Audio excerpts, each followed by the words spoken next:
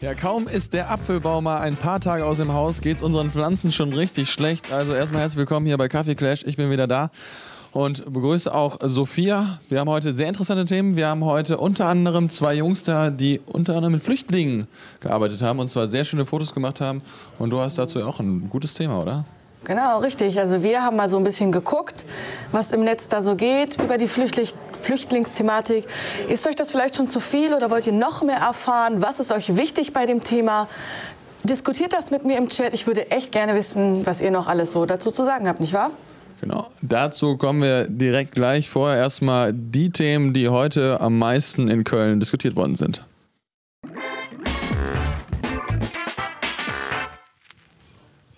Und zwar Hashtag Train of Hope. Wir hatten am Freitag einen sehr hohen Besuch und zwar war unsere Bundeskanzlerin da, Angela Merkel, und hat sich mit Henriette Reker getroffen, Oberbürgermeisterkandidatin, und hat folgenden Satz gesagt: Wer schon die Stimmzettel nicht richtig drucken kann und die Stimmzettel nicht richtig auszählen kann, da muss ein Neuanfang gemacht werden. Das sagt sie natürlich, weil sie unterstützt Henriette Reker und ist für einen Parteienwechsel dort oben an der Spitze. Das ist natürlich ein bin ich ein bisschen durcheinander? Warum bin ich jetzt auf das Thema gekommen? Wir wollten eigentlich über was...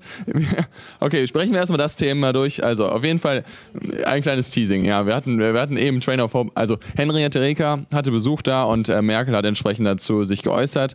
Und der andere Oberbürgermeisterkandidat, ihr kennt ihn ja, Ott, hat entsprechend reagiert. Social Media like, wie er halt nun mal ist. Und hat ein wunderschönes Foto dazu gepostet. Oberkörperfrei.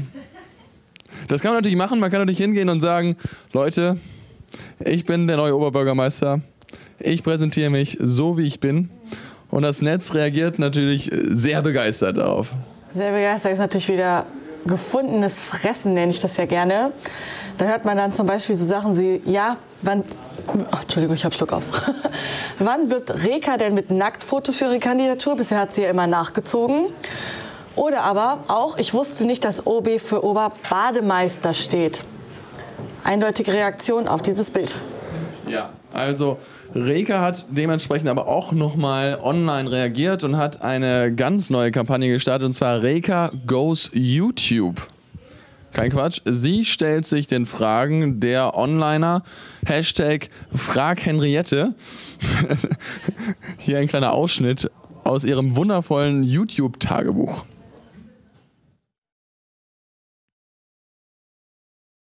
Hallo Umut, ich werde Oberbürgermeisterin. Und wenn nicht, bleibe ich eine glückliche Kölnerin. Ja, also das war Henriette Rekers Tagebuch. Und wir müssen schon sagen, das ist mutig, das ist lustig, das ist sehr, sehr lustig, kann man schon sagen. Also man sollte solchen Sachen immer anderen Leuten überlassen. Was man nicht anderen Leuten überlassen sollte, ist Flüchtlingsthematik. Hashtag Train of Hope, was ich eben schon mal angekündigt hatte. Heute unser ganz großes Thema, werden wir auch gleich mit unseren Gästen besprechen.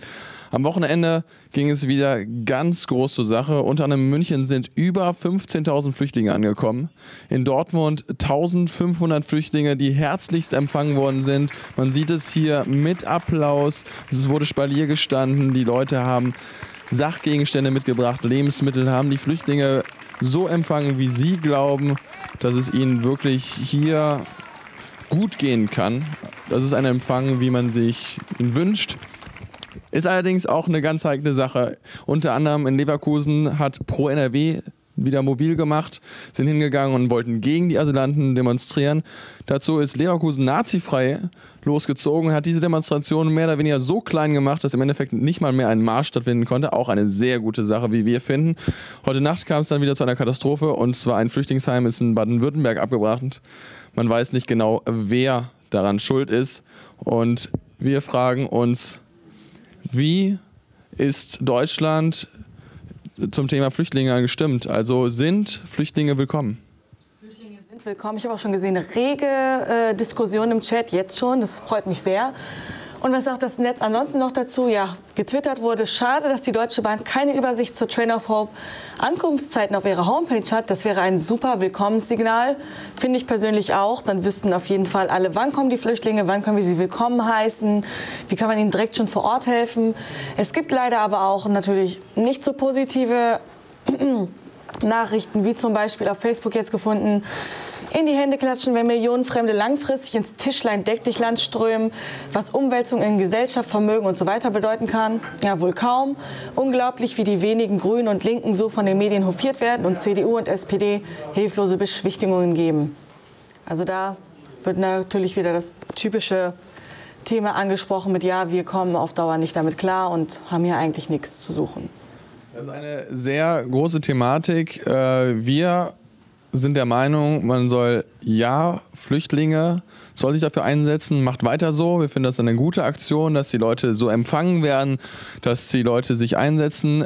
Es gibt im Internet auch eine Seite von Köln, wo es heißt Willkommen Flüchtlinge, wo man sich erkundigen kann, wo die einzelnen Orte sind, wo man Dinge abgeben kann. Das heißt, wenn ihr helfen wollt, dann wird die Sophia später die Seite nochmal posten, wo ihr entsprechend helfen könnt. Also nicht einfach Selbstinitiative ergreifen, weil das kann manchmal ein bisschen problematisch werden, sondern eher das Ganze der Stadt Köln überlassen. Die wird das schon in eine gute Richtung leiten.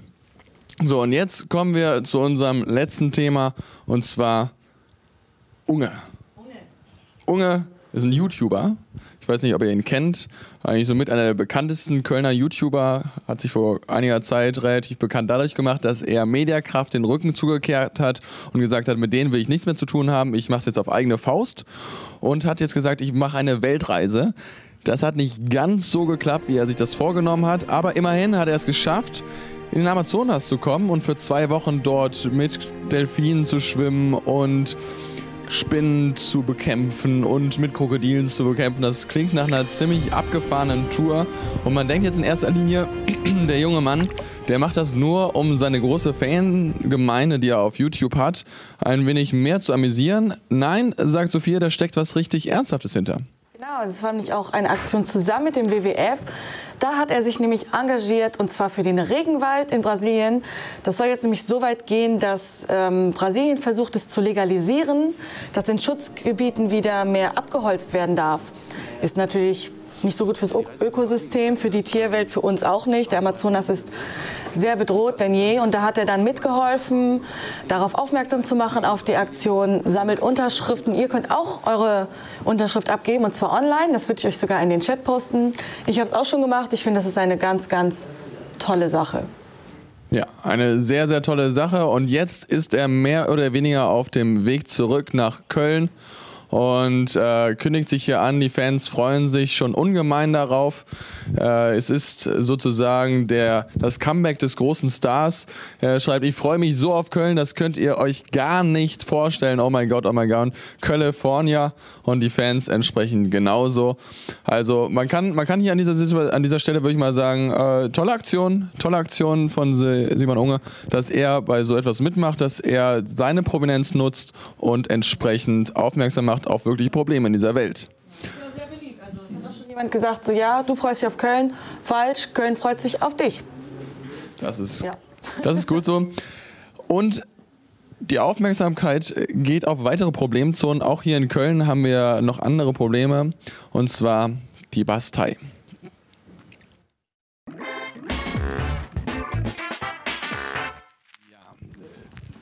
Die Bastei ist ein ehemals ganz großartiges Restaurant gewesen.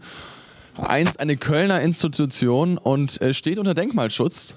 Und das Problem an diesem Laden ist, dass man 10 Millionen Euro investieren müsste, um diesen ganzen Laden aufzupäppeln.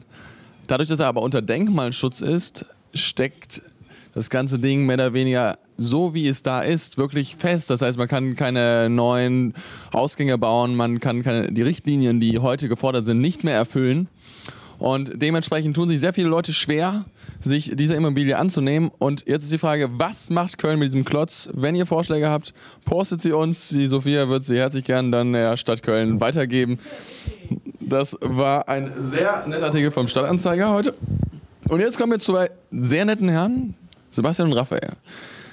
Sie haben das Projekt Sintflut gegründet, sind Studenten, jetzt fast fertig, tolle Bilder gemacht, tolle Videos, unter anderem auch ein ganz aktuelles Musikvideo. Und bevor ich es hier reinhole, schauen wir da schon mal rein. Was ist passiert mit dir? Du hast dich irgendwie verändert. Du hast dir mal Mühe gegeben, wolltest was verändern, hast die Wahrheit gesprochen, Generationen geformt. Du hast mich erschaffen, gabst mir den Namen Orbay. Du warst mal so frei und von dir selbst überzeugt. Hast gemacht, was du wolltest, dich von niemandem verbeugt. Jetzt bist du ausgebrannt und müde, ich versteh das. Seit Jahren sitzt du fest in dem immer gleichen Schema. Ey, sinnfreie Texte, hypnotisch gepredigt.